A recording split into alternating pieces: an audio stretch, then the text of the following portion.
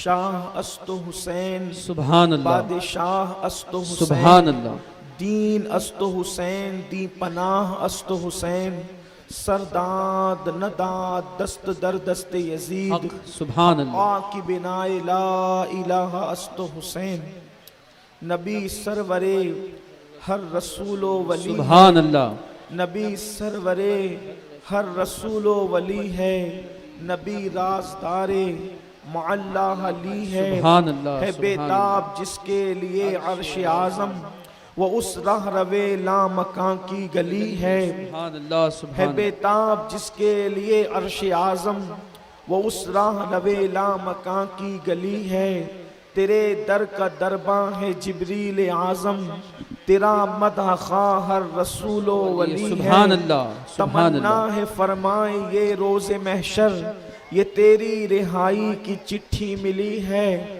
تیرے چاروں ہمدم ہے یک جان یک دل، تیرے چاروں ہمدم یا رسول اللہ، تیرے چاروں ہمدم ہے یک جان یک دل، ابو بکر و فاروق و عثمان علی سبحان ہے، اللہ، اور سبحان اللہ، شفاعت کرے حشر میں جو جو رضا ہماری، کی، سبحان اللہ، سوا سبحان تیرے اللہ، کس کو یہ قدرت ملی ہے۔ سبحان اللہ، الحمدللہ آج سواد اعظم اہل سنت و جماعت کی عالمگیر تحریک سنی دعوت اسلامی مالیگاؤں کے زیر انصرام ذکر تاجدار کربلا کو تسلسل کے ساتھ 25 سال کا عرصہ پورا ہوا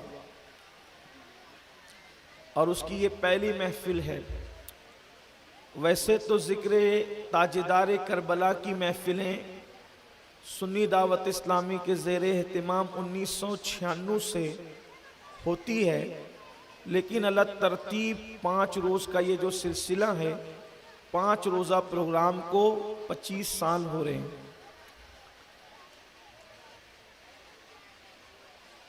اور چونکہ احباب کی یہ خواہش رہی کہ ایک مرتبہ جتنا ممکن ہو سکے پوری کربلا بیان کر دیں،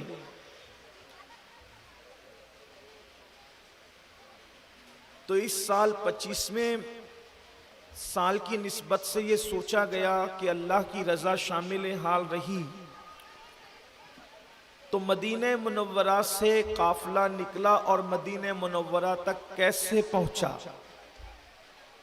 اللہ نے چاہا تو یہ بیان مکمل ہو سکے گا، ویسے جہاں تک میری ناقص معلومات ہے تو مجھے یوں لگتا ہے کہ دنیا تمام ہوگی مگر عنوان کربلا کبھی مکمل نہیں ہو سکے حق گا۔ ہے، حق ہے، سبحان اللہ، آج بطور تمہید ابتدائیہ کے حوالے سے اور سرنامے کے طور پر عنوان رکھا گیا ہے غلبہ دین میں یا غلبہ دین کے لیے اللہ کے رسول صلی اللہ علیہ وآلہ وسلم اور ان کے پاک صحابہ کی کیا قربانیاں تھیں، وہ انشاءاللہ تبارک و تعالی آج سماعت کریں گے۔ اب آپ کے کیا کسی کے ذہن میں یہ بات پیدا ہو سکتی ہے کہ کربلا کی محفل میں حضور اکرم صلی اللہ علیہ وآلہ وسلم اور اصحاب کے ذکر کی کیا حاجت ہے؟ تو آپ کو پتہ ہونا چاہیے کہ جس دین کے غلبے کے لیے اصحاب نے اور ان کے قائد اور ہم سب کے قائد محمد الرسول اللہ صلی اللہ علیہ وآلہ وسلم نے جو قربانیاں دی ہے، ان قربانیوں کی تاثیر کو جب ضائع کرنے کی کوشش کی جا رہی تھی تو اس کے تحفظ کے لیے کربلا معارض وجود میں آیا۔ کربلا کا وجود مصطفیٰ جان رحمت اور اصحاب کی قربانیوں کے تحفظ کے لیے ہے۔ تو آپ اس کو پہلے سمجھیں کہ دین کتنا اہم ہے اور دین کے لیے ہمارے اسلاف کی قربانیاں کیا ہے، اس لیے کہ کہیں نہ کہیں ہم بھی اللہ کے دین کے حوالے سے کوتاہیوں کا شکار ہے۔ اللہ کے دین کے حوالے سے غفلت کا شکار ہے، تو ہمیں معلوم ہونا چاہیے کہ یہ دین کتنا اہم ہے، جس کو دین اسلام کہتے ہیں، جس کو اللہ کا دین کہتے ہیں، جس کو ہم اللہ اکبر، اللہ رب العزت کا نازل کیا ہوا مذہب کہتے ہیں، جس کے بارے میں قرآن کہتا ہے ان الدین عند اللہ الاسلام، اللہ کے نزدیک دین صرف اسلام ہے۔ روئے زمین پر اور فلک کے نیچے اتنی بڑی کائنات کے اندر ایک ہی دین ہے جس کو دین اسلام کہتے ہیں۔ باقی اور جگہ آپ کو کہانیاں ملے گی، قصے ملیں گے، گڑے ہوئی باتیں ملے گی، بے سر و پیر کی جو ہے وہ گفتگو ملے گی، لیکن حقائق اگر کہیں ہیں تو وہ صرف اور صرف اس مذہب کے اندر ہے جس کو آسمان کے رب نے، آسمانوں کے رب نے زمین پر نازل فرمایا ہے، اور وہ کیا ہے؟ دین ہے۔ دین اسلام کیا ہے؟ حضرت آدم دین اسلام ہی کو لے کر آئے، حضرت نوح دین اسلام ہی کو لے کر آئے، حضرت ابراہیم و اسماعیل علیہ السلام دین اسلام ہی کو لے کر آئے، حضرت یوسف کی دعوت، حضرت داؤد کی دعوت، حضرت سلیمان کی دعوت، حضرت ایوب کی دعوت، حضرت یعقوب کی دعوت، حضرت ذوالکفل کی دعوت، حضرت عزیر کی دعوت، یہ سارے انبیاء کرام کی دعوت، حضرت عیسیٰ علیہ السلام کی دعوت دین اسلام کی طرف تھی۔ نہ کوئی یہودی تھا، نہ کوئی نصرانی تھا، نہ کوئی اللہ اکبر کسی اور سے تعلق رکھتا تھا، ہر نبی دین اسلام کا دائی تھا، اور اللہ رب العزت نے اس مذہب کے غلبے کی بشارت دی ہے۔ قرآن کہتا ہے هو الذی ارسل رسولہ بالہدی ودین الحق لیظہرہ علی الدین کلہ وَلَوْ كَرِهَ الْمُشْرِكُونَ، کہ وہ اللہ ہے جس نے دین حق لے کر اپنے نبی، آخری نبی محمد الرسول اللہ کو جلوگر فرمایا۔ اور اللہ رب العزت نے ساتھ ہی ساتھ یہ غیب کی خبر بھی دے دی کہ اللہ فرماتا ہے یہ دین تمام مذاہب پر غالب ہو کر کے رہے گا، تمام ادیان پر غالب ہو کر کے رہے گا۔ مشرکین برا مناتے تو مناتے رہیں، اب آپ اندازہ کریں جس دین کو ہم مانتے ہیں، جس دین کا کلمہ ہم پڑھتے ہیں، جس آخری نبی کو ہم مانتے ہیں، جب اللہ کے رسول صلی اللہ علیہ وآلہ وسلم روئے زمین پر اس دین کو لے کر کے آئے تو اندازہ کریں پورا ماحول مخالف ہے، پورا ماحول خلاف میں ہے۔ اللہ اکبر، کعبۃ اللہ پر 360 باطل معبودوں کا قبضہ ہو چکا ہے۔ کعبۃ اللہ شریف پر کتنا وہ دردناک ماحول ہوگا، کتنا وحشتناک ماحول ہوگا، کیسے حالات ہوں گے۔ اللہ اکبر کہ کعبۃ اللہ شریف پر 360 معبودان باطل رکھے ہوئے ہیں، اور اللہ اکبر انسانوں کو دینے کی بجائے لوگ بے جان پتھروں کے نام پر، بے جان درختوں کے نام پر، بے جان معبودوں کے نام پر قربانیاں دیتے ہیں، خون بہاتے ہیں، ایک دوسرے سے لڑائی جھگڑا ان کے نام پہ کرتے ہیں۔ انسان کس قدر راستہ بھٹک چکا تھا، اور وہ بھی انسانوں میں کون؟ اللہ اکبر، کعبۃ اللہ شریف کے مجاور، کعبۃ اللہ شریف کے متولی، جن کو آل ابراہیم کہلانے میں فخر تھا، وہ لوگ توحید ابراہیم سے دور ہو چکے تھے، دین ابراہیمی سے دور ہو چکے تھے۔ آخر مشیت کو رحم آتا ہے، اور اللہ تبارک و تعالی اپنی آخری نبی کو روئے زمین پر جلوگر فرماتا ہے۔ اس لیے کہ میں ابھی میلاد نہیں پڑھنا مجھے ہے، مجھے صرف آپ کے سامنے غلبہ دین میں مصطفیٰ جان رحمت اور ان کے اصحاب کی کیا قربانیاں رہی ہیں تھوڑا سا آپ کی توجہ چاہتا ہوں۔ اللہ کے حبیب علیہ السلام کو جلوگر کیا جاتا ہے، اللہ اکبر، لیکن اب یہاں سے تھوڑا سا آپ کی توجہ اس طرف بھی ہو، جس کو سب کا قائد، جس کو نبی الانبیاء، جس کو سید الانبیاء، جس کو کائنات کی خوشیوں کا مرکز، جس کو کائنات کی خوشیوں کا محور، جس کو کائنات کے دل کا سکون، جس کو کائنات کے دل کا قرار، جس کو کائنات کی آنکھوں کی ٹھنڈک، جس کو کائنات کی روح، جس کو جانے کائنات، جس کو شان کائنات، جس کو عظمت کائنات، بلکہ جس کے لیے کہا گیا لولا کلمہ خلقت الافلاک والارضین، اگر آپ کو پیدا کرنا نہ ہوتا تو نہ ہم زمینیں پیدا کرتے نہ آسمان پیدا کرتے،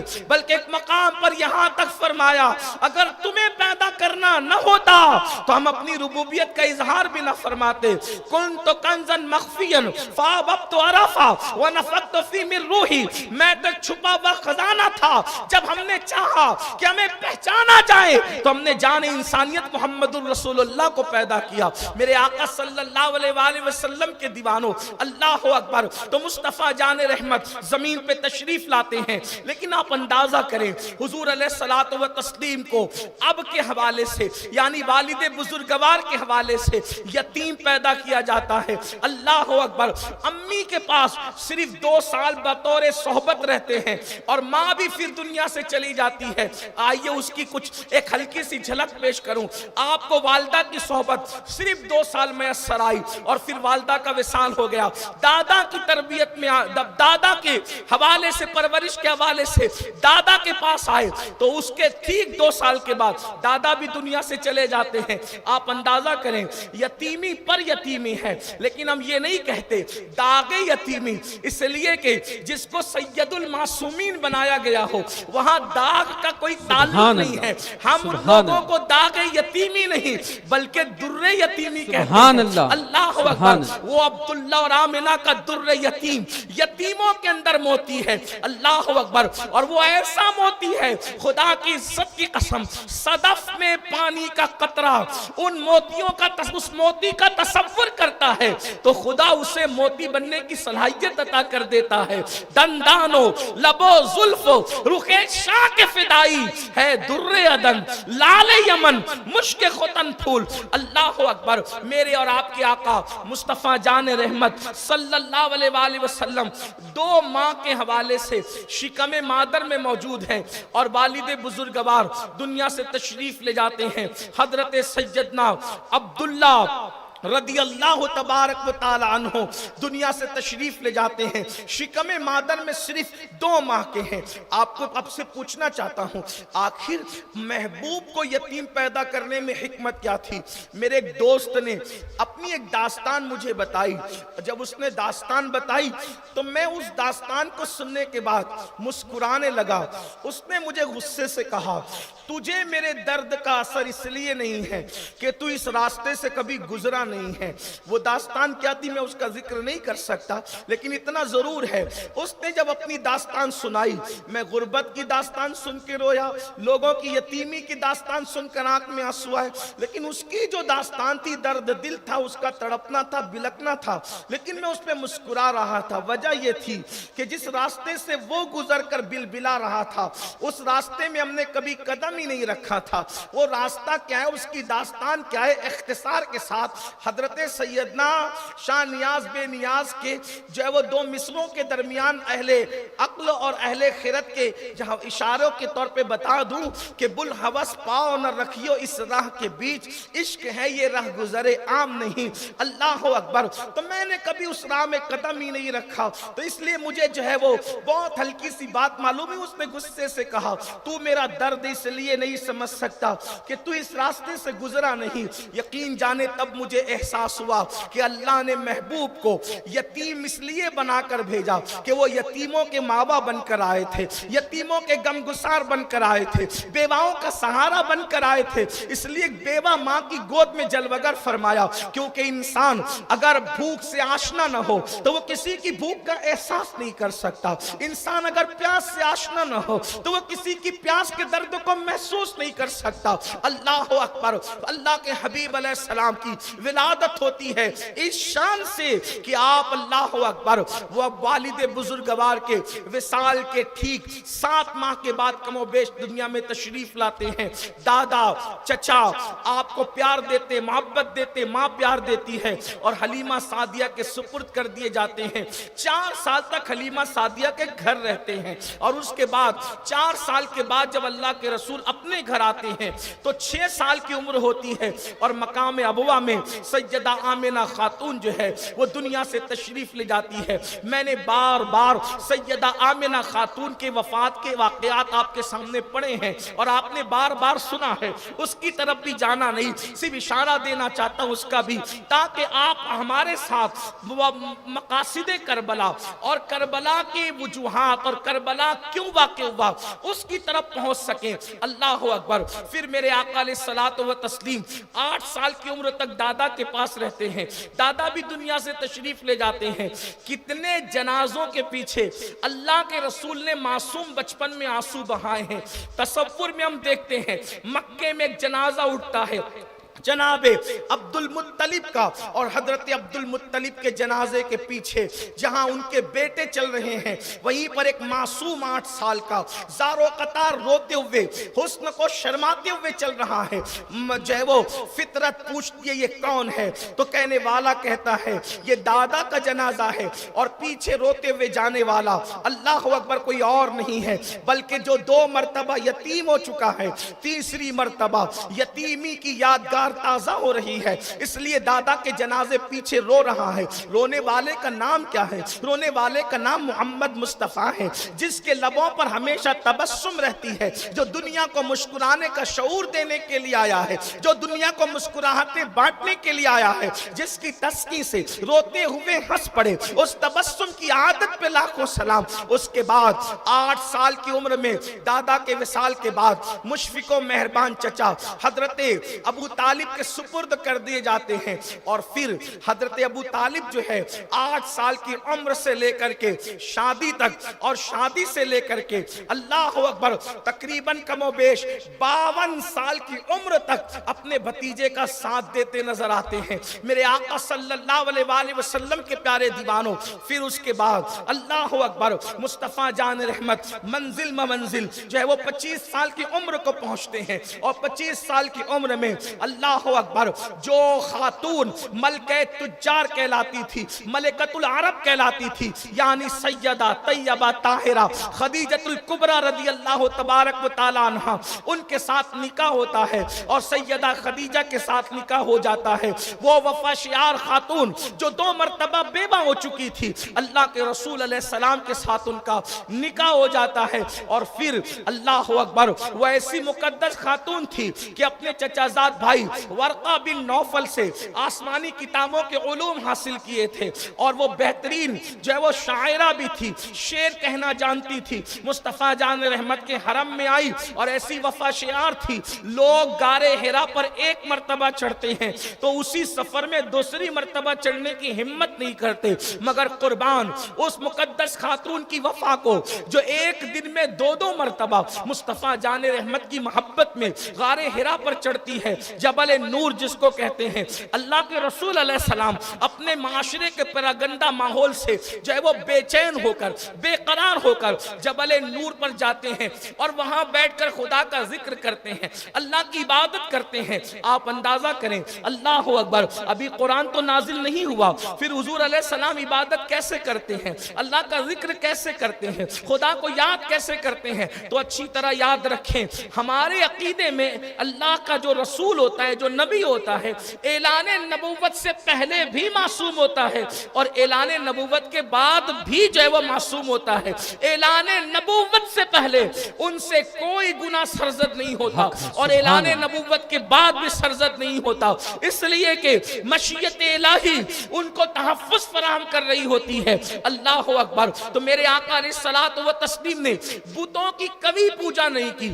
اللہ کے رسول تو اللہ کے رسول ہیں، یار غار مصطفیٰ صدیق اکبر نے کبھی بتوں کی پوجا نہیں کی، مولا مشکل کشا سیدنا علی مرتضیٰ نے کبھی بتوں کی پوجا نہیں کی۔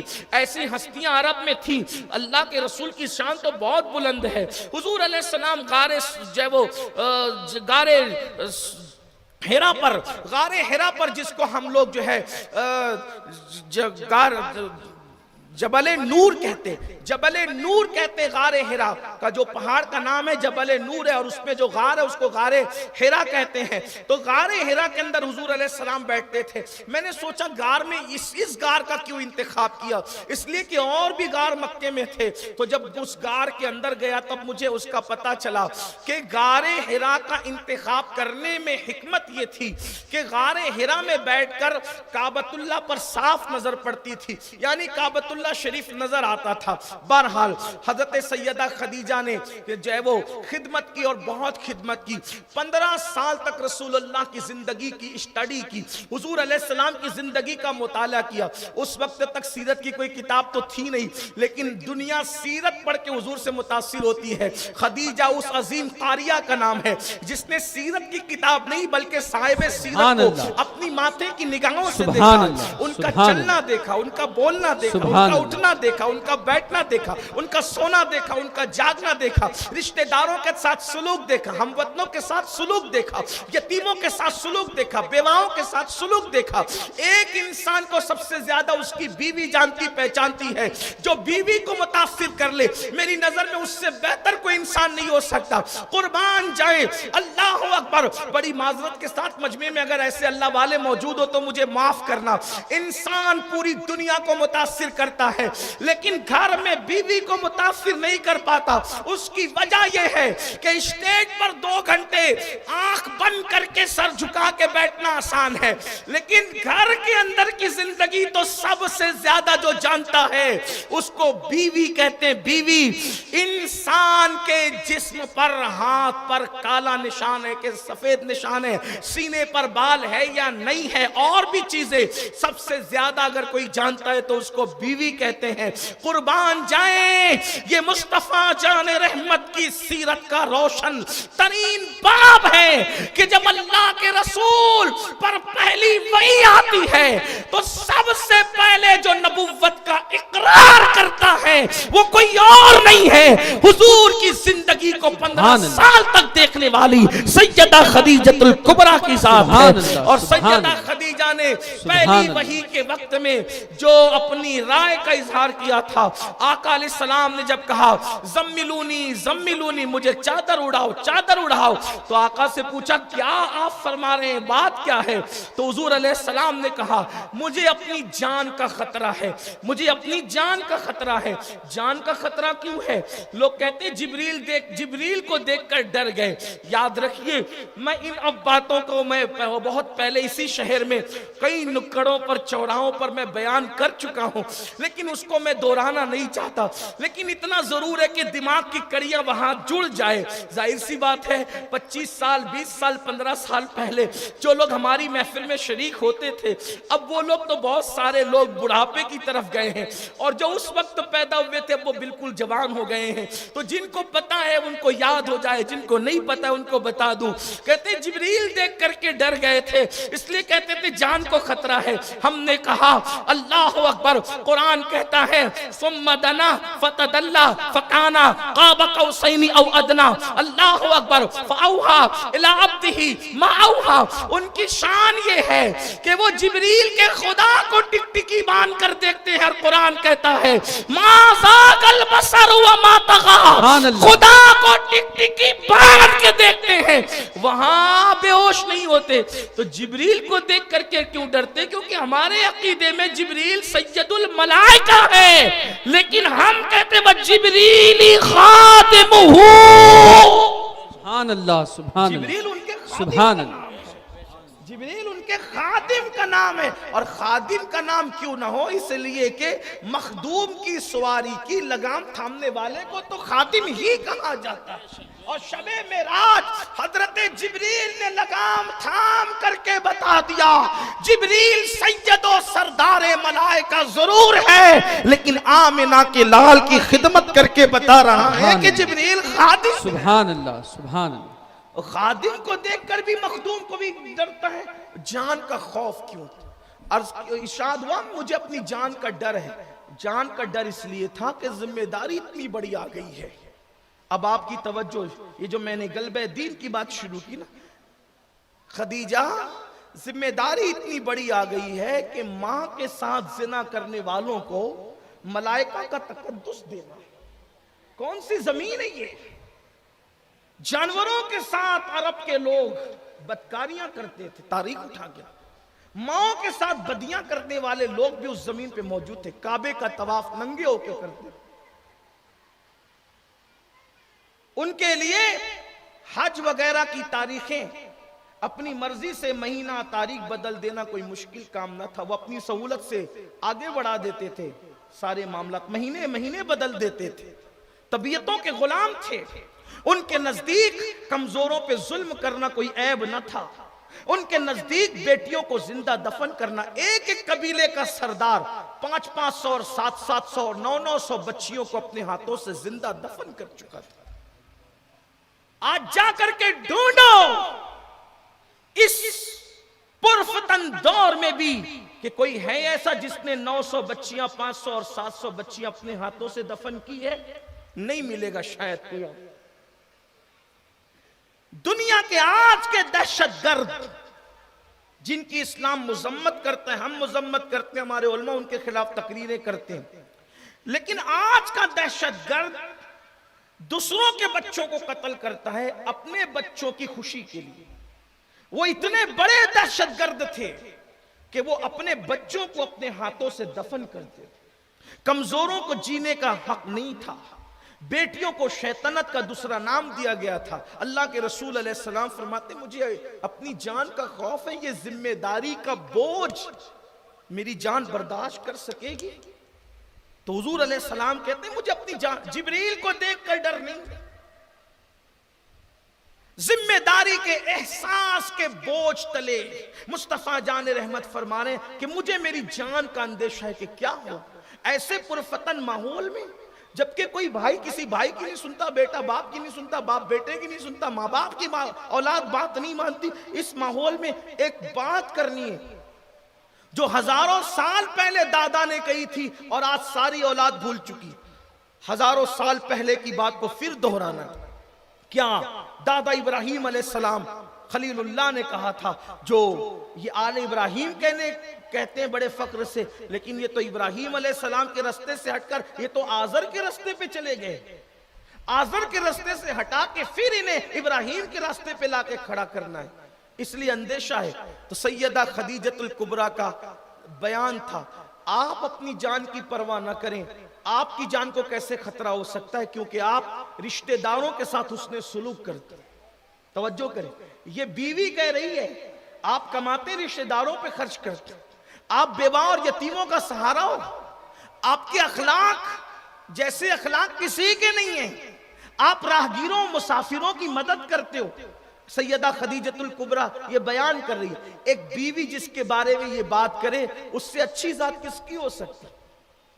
لوگوں کو رسول اللہ کی ذات پر بولنے سے پہلے کم از کم حضور علیہ السلام کی زندگی کو پوری دیانتداری کے ساتھ پڑھنا چاہیے، اس لیے کہ اللہ کی زمین کے اوپر ان جیسا اچھا کوئی پیدا نہیں ہوا، اور اتنا اچھا کوئی پیدا ہو بھی نہیں سکتا۔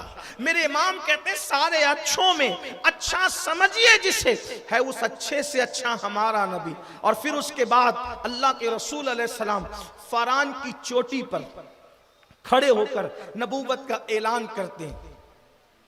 حضور علیہ الصلوۃ والتسلیم 35 سال کی عمر میں پہنچتے پہنچتے پورا مکہ بالاتفاق آپ کی اخلاق، کردار، صداقت، امانت، دیانت کو دیکھ کر صادق الوعد الامین پکارتی ہے۔ حضور علیہ السلام نے 5 سال تک بکریوں کو جنگل لے کر کے گئے اور بکریوں کی نگہبانی فرمائی۔ حضور علیہ السلام نے بکریوں کی نگہبانی فرمائی۔ ہر نبی کو بکریاں جنگل میں لے جانا ہوا اور بکریوں کی نگہبانی کرنا ہوا۔ اس کی وجہ یہ ہے کہ جانوروں میں بڑا بھولا جانور ہے بکریاں، نبی کو پہلے بکریاں کی نگہبانی کروائی جاتی ہے، کیونکہ جو جانوروں کو کنٹرول کر سکتا ہے تو پھر وہ انسانوں کو بھی کنٹرول کرنے کی صلاحیت رکھتا ہے۔ یہ اور بات ہے، اور نبی بھی جانور لے کر گئے، بکریاں لے کر گئے جنگل، لیکن میرا نبی تو بچپنے ہی میں بکریاں جب جنگل لے جاتے تھے حلیمہ کی، تو اوروں کی بکریوں کو جو ہے وہ چرواہا ڈنڈے سے سنبھالتا ہے، ہاتھوں سے سنبھالتا ہے، مخصوص لب و لہجے سے چیخ پکار کے سنبھالتا ہے۔ لیکن حضرت شیمہ کہتی ہے کہ جس وقت میرے بھائی محمد ہمارے ساتھ چلتے تھے تو بکریاں بھی ان کے ارد گرد چلا کرتی تھی۔ یہ معجزہ ہے حضور علیہ السلام کا۔ بہرحال تو حضور علیہ السلام نے جب نبوت کا اعلان کیا تو جو لوگ صادق الوعد الامین کہہ رہے تھے وہی لوگ کبھی رسول اللہ کو مجنون کہتے ہیں۔ معاذ اللہ ثم معاذ اللہ۔ مجنون کا مطلب آپ جانتے ہیں کہ آج کل لوگ یعنی کہ عربی میں مجنون پاگل کو کہتے ہیں، استغفر اللہ، اللہ اکبر، اس عظیم ہستی کو پاگل ہونے کا طعنہ دیا جا رہا ہے جس کے تلووں کا بوسہ دے کر عقل کو معراج نصیب ہوتی ہے۔ اتنی عقل مند ہستی اللہ نے دنیا میں پیدا ہی نہیں فرمائی، بلکہ اللہ اکبر عقل و خرد جس کے تلووں میں آ کر کے معراج پاتے ہیں، عروج پاتے ہیں اور آبرو پاتے ہیں اور اعتبار کا مقام حاصل کرتے ہیں، اس ہستی کو مجنون ہونے کا طعنہ دیا گیا۔ کوئی کہتا ہے یہ شاعر ہے، یہ شاعری کرتے ہیں، کوئی کہتا ہے معاذ اللہ یہ جادوگر ہیں، لوگوں پہ جادو کرتے ہیں، غرض کے الگ الگ بات کرتے تھے۔ ایک بات آپ کو اور بتاؤں، بہت پتے کی اور خاص بات، وہ مجمع میں کہتے تھے پاگل ہے، جادوگر ہے اور سائر ہیں اور یہ ہیں اور وہ ہیں اور وہ ہیں، لیکن جب اکیلے میں بیٹھتے تھے کمرے میں تو کہتے ہیں کہ کیا جادوگروں کا چہرہ اتنا نور والا ہوتا ہے، اتنا چمکتا دمکتا ہوتا ہے، اتنا حسین و جمیل ہوتا ہے؟ وہ کہتے ہیں محمد جو کہتے ہیں نہ وہ نظم ہے نہ وہ نثر ہے، کیونکہ شاعری تو ہم بھی کرتے ہیں، اور وہ ایسے شعراء تھے کہ ایک ایک نشست کے اندر جو ہے اللہ اکبر 200 اشعار 300 اشعار فی البدی کہتے تھے۔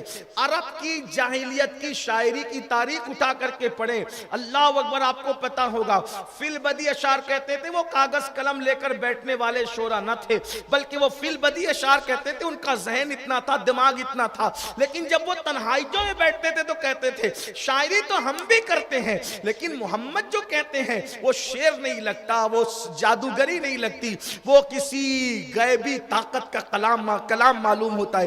تنہائی میں کہتے تھے۔ ایک بات یہ بھی آپ کو کہوں، آج اگر اسٹیجوں سے رسول اللہ کے خلاف بکواس ہوتی ہے تو جیسے وہ اپنا اقتدار بچانے کے لیے جان بوجھ کر بکواس کرتے تھے، ویسے آج کا انسان بھی اقتدار کی خاطر حضور کو گالی دیتا ہے، ورنہ اپنے دل میں بھی وہ جانتا ہے جیسے محمد ہے ویسا کوئی ہو ہی نہیں۔ سبحان اللہ، سبحان اللہ، حق ہے، اپنے سبحان نبی اللہ، کی عظمت کو سب مانتے ہیں، سبحان لیکن اللہ۔ صرف اقتدار کے تحفظ کے لیے لوگ رسول اللہ کو گالیاں دیتے ہیں۔ جانتے ہیں اکرمہ ابن ابو جہل جو بعد میں مسلمان ہوئے، حضرت اکرمہ نے کہا بابا اتنی مخالفت کرتے ہیں ہم محمد کی، سچ بتاؤ آپ چھپ چھپ کر جو قرآن سنتے ہو تو کیا ہے؟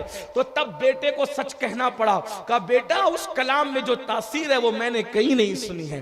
یہ بات گھر میں ہوتی تھی، لیکن باہر تو اکرمہ نے کہا ابا جب تمہیں معلوم ہے کہ وہ سچ کہتے ہیں قبول کیوں نہیں کر لیتے؟ تو کہا کہ سارے اقتدار تو ان کے خاندان میں بنو ہاشم میں۔ یہ جملے یاد رکھنا، آگے آپ کو سمجھنے میں کام آئے گی بات، انشاءاللہ اس کی وضاحت میں کروں گا۔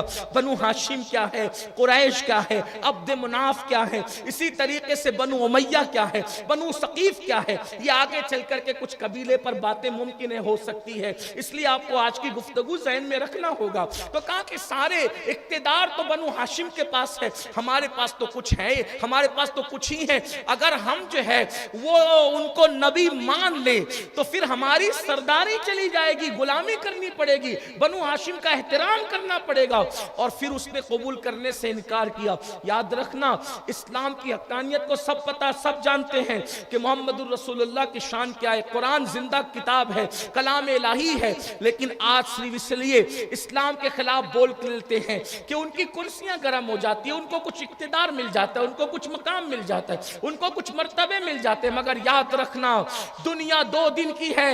او دنیا کے ابو جہلو ذرا دیکھ لو اقتدار کے نشے میں محمد الرسول اللہ سے دشمنی کا نتیجہ ابو جہل کو کیسے بھگتنا پڑا، جیسے اس نے بھگتا ہے دنیا کے ہر ابو جہل کو اسی منزل کی طرف جانا ہوگا۔ اور اگر حقیقی عزت چاہتے ہو تو صدیق و فاروق نے خاندانی وجاہت نہیں دیکھی، محمد الرسول اللہ کی سچی غلامی کی، اس غلامی کا نتیجہ ہے کہ آج بھی صدیق و فاروق کا نام اس وقت تک اللہ اکبر خطیب منبر سے نیچے نہیں اترتا جب تک کہ ان بزرگوں کا نام احترام سے نہیں لے لیتا، اور خطبے میں ان کے نام نہیں پڑے جاتے۔ کہاں ہے وہ بڑے بڑے سردار کہلانے والے؟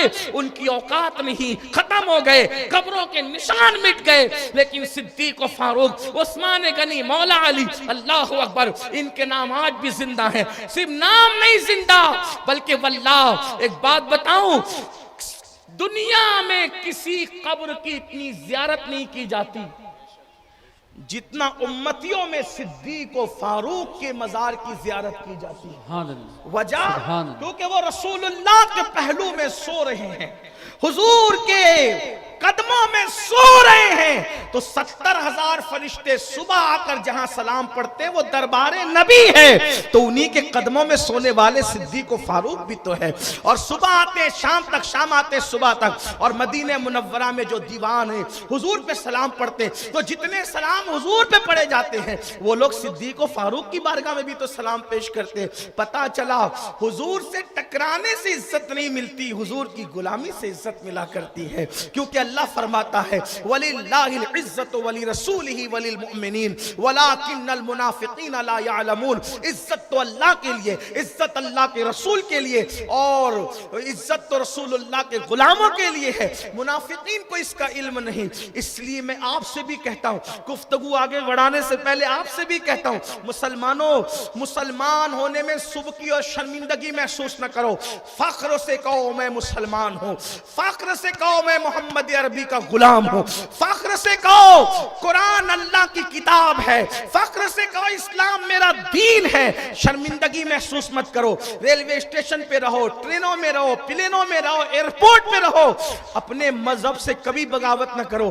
اگر پانی پینے کا وقت آئے تو یہ مت سوچنا کہ ایئرپورٹ پہ پانی پی رہا ہوں, بیٹھ کے پیوں گا تو لوگ کیا سوچیں گے. یہ مت سوچنا اگر داڑھی رکھ کر کے سفر کروں گا تو لوگ کیا سوچیں گے. یاد رکھنا عزت اللہ نے ان کے لیے رکھی ہے جو صدق دل سے محمد الرسول اللہ صلی اللہ علیہ وسلم کی غلامی کرتے ہیں. آج مسلمانوں کی ذلت کی وجہ, مسلمانوں کی رسوائی کی وجہ, مسلمانوں کی تباہی کی وجہ, مسلمانوں کی بربادی کی وجہ یہ نہیں ہے کہ وہ مسلمان ہے, بلکہ یہ ہے کہ وہ سچے طور پر مسلمان نہیں ہے. مسلمان بھی ہے, شراب بھی پیتا ہے, مسلمان بھی ہے, زنا کے اڈوں پہ بھی جاتا ہے, مسلمان بھی ہے, پڑوسیوں پہ ظلم بھی کرتا ہے, مسلمان بھی ہے, بہنوں کا حق نہیں دیتا, مسلمان بھی ہے, ماں باپ کو ستاتا بھی ہے, مسلمان بھی ہے, مسجدوں کو ویران بھی کرتا ہے, مسلمان بھی ہے, عورتوں پہ پاپ کی نظر بھی ڈالتا ہے, مسلمان بھی ہے, کانوں میں ایئر فون لگا کے گانے بھی سنتا ہے, مسلمان بھی ہے, رسول اللہ کی سنتوں کی مخالفت بھی کرتا ہے, مسلمان بھی ہے, سید الایام جمعہ کے دن عید المومنین میں داڑھی مڈا کر کے گٹروں میں پھکواتا بھی ہے, مسلمان بھی ہے, اسلام پر عمل کرنے میں شرم کرتا ہے, مسلمان بھی ہے, 3 گھنٹے ہوٹل میں بیٹھنے میں کوئی بوریت نہیں ہوتی, لیکن 30 منٹ اگر مسجد میں بیٹھ جائے اس کو ایسا لگتا ہے آئندہ ہفتے مسجد بدلنا پڑے گی, امام صاحب بیان جمعہ کا لمبا کر دیتے ہیں.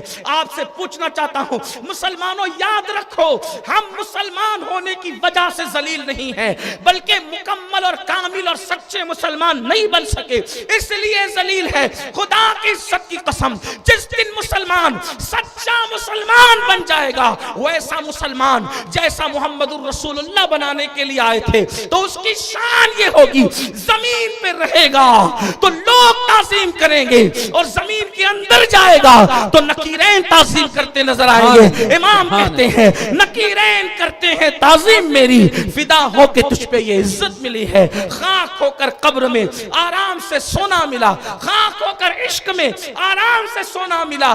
جان کی اکسیر ہے الفت رسول اللہ کی, اے عشق تیرے صدقے جلنے سے چھٹے سستے, جو آگ بجھا دے گی وہ آگ لگائی ہے. اللہ اکبر. میرے آقا علیہ السلام کے پیارے دیوانوں, تو عرض یہ کر رہا تھا, وہ اچھی طرح جانتے تھے, صادق الوعد الامین کہتے تھے, لیکن جب نبوت کا اعلان کیا گیا اب ستانے کا سلسلہ شروع ہوا. کیسے؟ ابو لہب نام کا ایک شخص جو رشتے میں چچا ہونے کا دعویٰ بھی کرتا تھا اور اللہ کے رسول علیہ السلام سے دشمنی بھی کرتا تھا. حضور علیہ السلام کی 2 شہزادیاں, حضور علیہ السلام کی 2 شہزادیاں, ام کلثوم اور رقیہ, اس کی بہویں تھیں. حضور علیہ السلام کی 2 شہزادیاں اس کے 2 بیٹوں کے نکاح میں تھی. ابو لہب چچا بھی ہونے کا دعویٰ بھی کرتا تھا, اور اس کی بیوی ام جمیل, اس کی بیوی, اللہ اکبر, اس کا حال یہ تھا معاذ اللہ کہ وہ جنگلوں سے کانٹے بھر بھر کر اٹھا کر لاتی اور حضور علیہ السلام کے دروازے اور راستے میں بکھیر دیتی. گندگی اور غلاظت لائی جاتی حضور علیہ السلام. اور یہ کب ہوا؟ اعلان نبوت سے پہلے نہیں, اعلان نبوت کے بعد. اللہ کے رسول کی تمنا ہے جس دین کے غلبے کے لیے بھیجا گیا ہے میرے آقا علیہ السلام کو، وہ دین دنیا میں پھیلائے۔ حضور علیہ السلام کا ٹارگٹ صرف مکہ نہیں تھا، اللہ کے رسول علیہ السلام کی تمنا یہ تھی شرق سے لے کے غرب تک اللہ کا پیغام پہنچانا ہے، شمال سے لے کے جنوب تک اللہ کا پیغام پہنچانا ہے۔ مالیگاؤں والوں اور دیہات میں بسنے والے جو جہاں اپنے شہر میں گاؤں میں بیٹھ کر کے سن رہے ہیں، انہیں پتہ ہونا چاہیے یہ جو 5 وقت کی اذانیں وقت پر تمہارے گاؤں میں، دیہات میں، شہروں میں بلند ہوتی ہے، یہ یوں ہی نہیں ہو رہی ہے، یہ اللہ کے رسول علیہ السلام ان کے آل و اصحاب کی محنت کا نتیجہ ہے۔ یہ جو قرآن ہر گھر میں طاق میں رکھا ہوا ہے، اس قرآن کو یہاں تک پہنچنے میں اور پہنچانے میں کتنی محنت کی آمنہ کے لال نے، ان کی آل اور ان کے اصحاب نے۔ تھوڑا محسوس کریں، تھوڑا دھیان دیں۔ ابو لہب کے 2 بیٹوں کے نکاح میں ام کلثوم اور رقیہ حضور کی 2 شہزادیاں تھیں، یعنی ابو لہب کے بیٹے اس اعتبار سے رشتے میں رسول اللہ کے اس وقت داماد لگا کرتے تھے۔ ابو لہب کی بیوی غلاظت، کانٹے حضور کے راستے میں بچھاتی، حضور علیہ السلام ہٹاتے۔ اچھا صرف ہٹا کے نکل نہیں جاتے، بلکہ وہ کانٹے اپنے راستے سے صرف نہیں ہٹاتے، بلکہ مکمل ہٹا کر کے اس کو کنارے پر ڈالتے کہ مجھے تو نہ چبھے لیکن میرے علاوہ کسی اور کو بھی نہ چبھے۔ یہ حضور علیہ السلام کا اسوہ ہے۔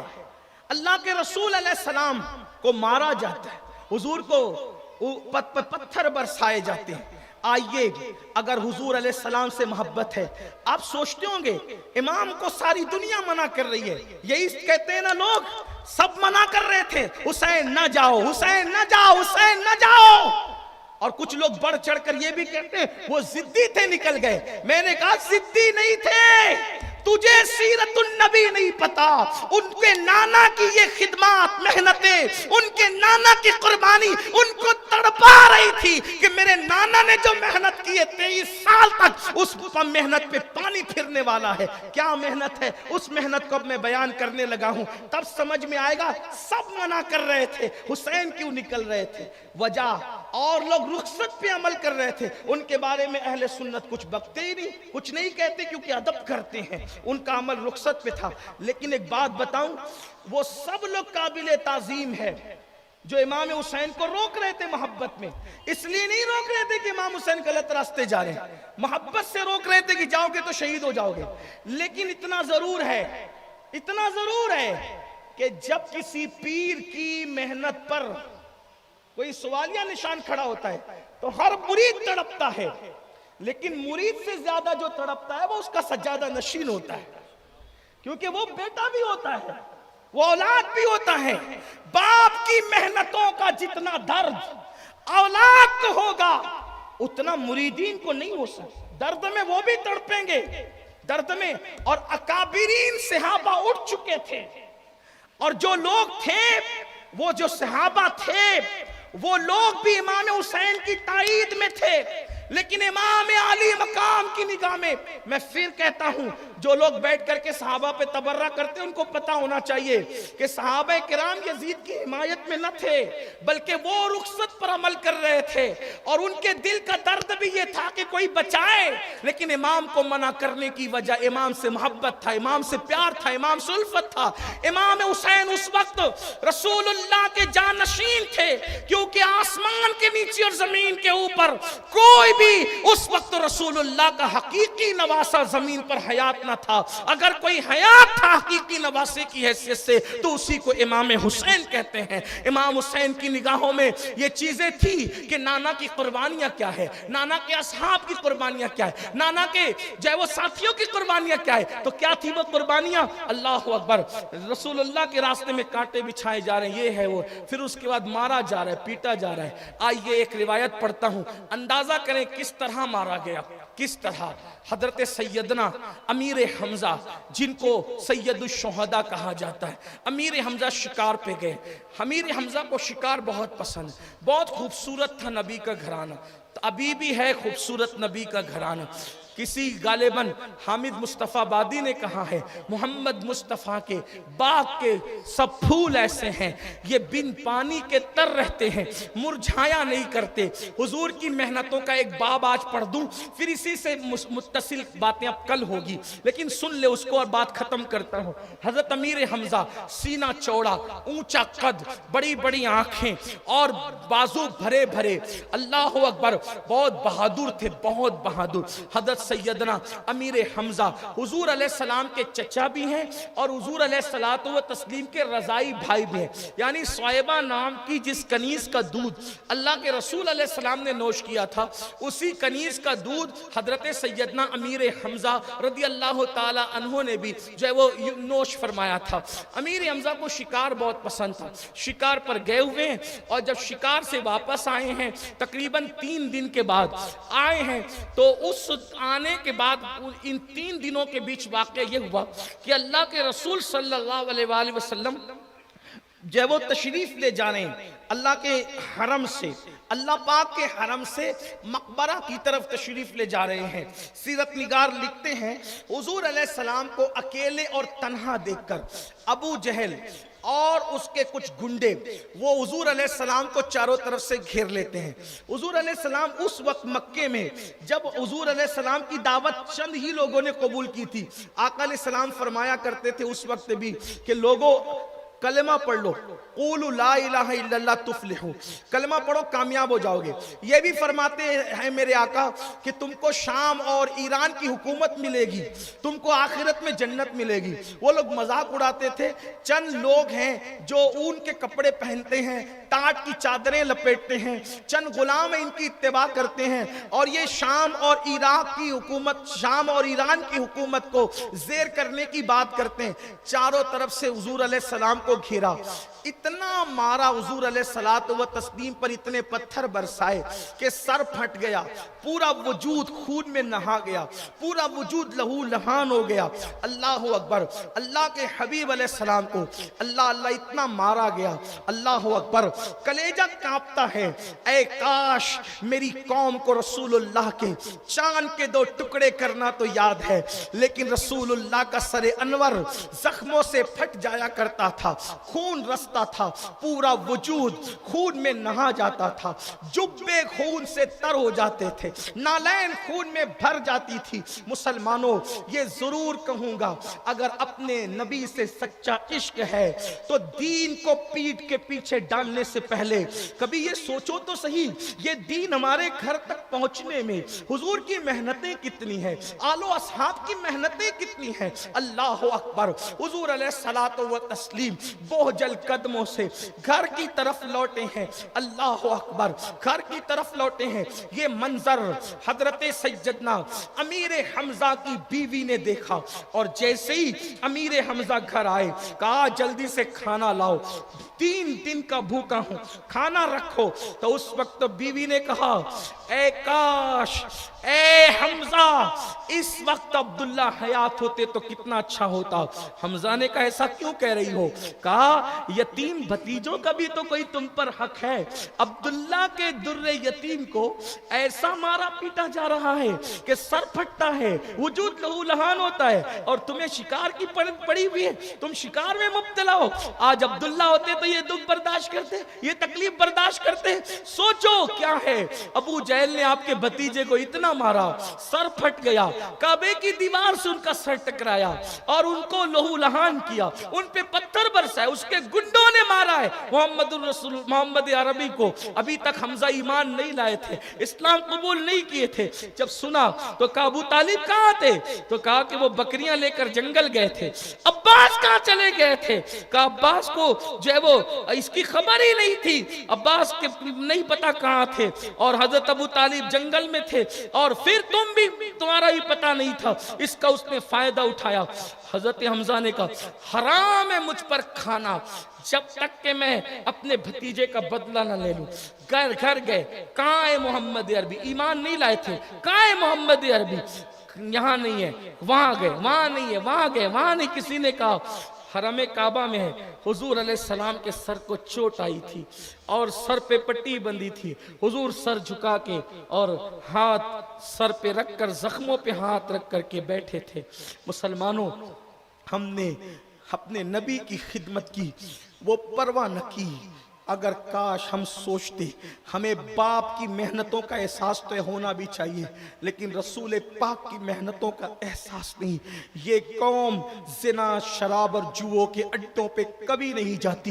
اگر اس قوم کو یہ پتا ہوتا کہ غلبہ دین کے لیے اللہ کے رسول کی محنتیں کیا تھی۔ جس وقت حمزہ آئے کہا السلام علیکم، جب سلام کیا اللہ کے رسول علیہ السلام کو، سر اٹھا کر کے دیکھا، چچا کی طرف نظر ڈالی، کہا میرے بھتیجے کیا ہوا آپ کو؟ میرے آقا نے فرمایا جاؤ چچا، یتیموں کا کوئی نہیں ہوتا۔ حضور علیہ السلام کا یہ جملہ اس تیور میں نکلا، حمزہ کے دل پر تیر کی طرح جا کر کے لگا۔ جاؤ چچا، یتیموں کا کوئی نہیں ہوتا، جاؤ۔ اتنا سننا تھا، میرے بھتیجے میری جان کیا کہہ رہے ہو؟ بتاؤ تم کو کس نے مارا؟ واللہ میں نے اپنے اوپر کھانا پینا حرام کر لیا ہے جب تک ابو جہل سے بدلہ نہ لے لوں۔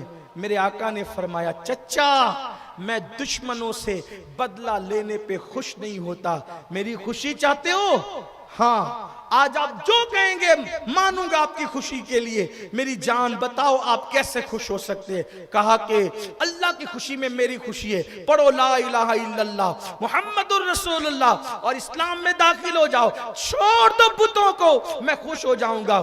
کہا میری جان، میرے بھتیجے، اگر تیری خوشی اسی میں ہے تو پھر تیرا چچا پڑھتا ہے لا الہ الا اللہ محمد الرسول اللہ۔ حضرت حمزہ جیسا جیالہ اور بہادر مسلمان ہوئے اور اس کے بعد کہا اچھا مجھے اجازت دو، میں ملوں گا آپ سے۔ آقا علیہ الصلوۃ والتسلیم کو یوں کر کے گئے، اور جب گئے تو کیا دیکھا کہ ڈھونڈ رہے ابو جہل کہاں ہے ابو جہل کدھر ہے؟ جب سب طرف ڈھونڈا نہیں ملا تو اس کے گھر گئے، گھر پہ جا کر کے جیسے اس کے دروازے کو زور سے دھکا دیا تو وہ محفل سجائے بیٹھا تھا اور اس پر بڑا فخر کر رہا تھا اور اپنی کارکردگی سنا رہا تھا، ایسے مارا، ایسے پیٹا، ایسے کیا۔ حضرت امیر حمزہ نے زور کا نشانہ لگایا اور جہاں پتھر مار کر کے میرے آقا کو زخمی کیا تھا وہیں نشانہ لگایا، جیسے تیر اس کے دماغ میں گھسا، خون کی پھوار نکلی، لوگ دوڑ پڑے اور کہا حمزہ صبر کرو۔ تو کہا کہ میرے بھتیجے کو زخمی کیا جاتا ہے، تب صبر کی بات تم نہیں کرتے۔ اور جس نے جیسے جیسے مارا تھا، جو داستان سنائی تھی حضرت امیر حمزہ نے ان کی ویسی پٹائی کی۔ یہ حضور علیہ الصلوۃ والتسلیم کی سیرت کا انوکھا اور خوبصورت ترین باب ہے۔ اس کے آگے حضور علیہ السلام کی محنتیں مزید کیا ہے غلبہ دین کے لیے اور اصحاب کی، کل انشاءاللہ ہم گولڈن نگر میں بیان کریں گے۔ آپ سے گزارش ہے دوست و احباب کے ساتھ آپ تشریف لائیں، انشاءاللہ آپ کی معلومات میں اضافہ ہوگا اور کربلا کا صحیح فلسفہ آپ کو پتہ چلے گا۔ یہ کڑیا جب کربلا سے جڑے گی تو آپ کو احساس ہوگا کہ مصطفیٰ جان رحمت کی محنتوں کے کن احساس نے امام حسین کو کربلا تک پہنچایا۔ انشاءاللہ آپ کو اس کا خیال رہے گا۔ اللہ تعالیٰ مجھے توفیق دے، آپ کو توفیق دے، عمل کا جذبہ صادق عطا فرمائے۔ گفتگو کے درمیان کوئی غلطی ہو تو اللہ تعالیٰ معاف کرے۔ استغفر اللہ ربی ان ربی لغفور الرحیم وما علینا الا البلاغ۔ السلام علیکم ورحمۃ اللہ وبرکاتہ۔